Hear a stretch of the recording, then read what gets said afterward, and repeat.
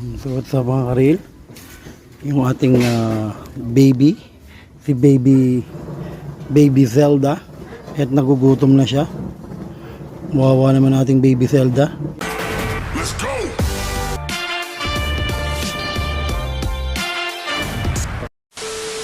Actually mga karil, isa to sa bagong pet namin dito sa Mayigmaras. So yun, mga karil, ayan si Zelda mga karil. Siguro yung haba niya more or less mga 15 to 16 feet, and then ang bigat niya siguro nasa mga 40 kilos to mga karil to 50 kilos. Sobrang haba niya mga karil, and then ang laki niya. So yun, siguro kayang lumunok to ng ng mga 4 or 5 years old, normal na size ng bata. Kasi grabe, tinan nyo, yan o, grabe yung bibig nyo. Yan mga karil, yan. Yan, sobrang haba niya, no? Imagine nyo mga karil. Yan, my god. Pero ito mga karil, mabait tong species na to. Bali isa tong yellow python.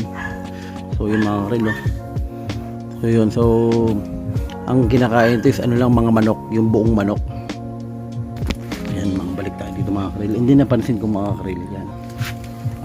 Ngayon ko lang na mga karil sa tagal-tagal ko ng nabubuhay sa mundo, nakakatawa, pero syempre first time ko na encounter na yung pala, yung ahas pala mga karil is nadumi rin siya. Ayun, ito yung mga dumi niya mga karil, no? Yung amoy ng dumi niya is parang manok lang din, pero imagine mga karil, sobrang yan lumalabas-labas ang dila niya.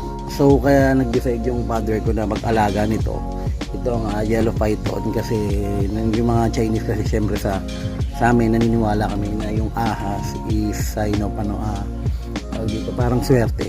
So yun, nag-alaga yung airpot ko nito. Pero yun, first time ko talaga maka-encounter ng ganitong ahas, yung yellow python. Kaya sabi ko nga, mabalik ako yung dumi nila, no? Nagulat ako, ang cute, dumudumi rin pala yung ahas. Sabagay, lahat naman nadumi, pero first time ko lang makita kasi sa kulungan, hindi naman natin makikita personal kung paano dumumi yung ahas.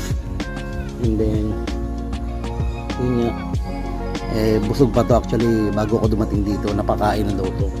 Yan, isang buong manok ang kinakain nila. So yun mga karilo, yun nga, wow, ang laki talaga. Kinikilabutan nga ako kasi first time ko nakita ganito kalaki. So yun mga karilo, hayaan na natin muna siya kasi syempre yung mga ahas dapat hindi sila nai-stress, and then kailangan wag maingay kasi syempre pag nai-stress sila ng hihina baka may mangyari sila or mamatay.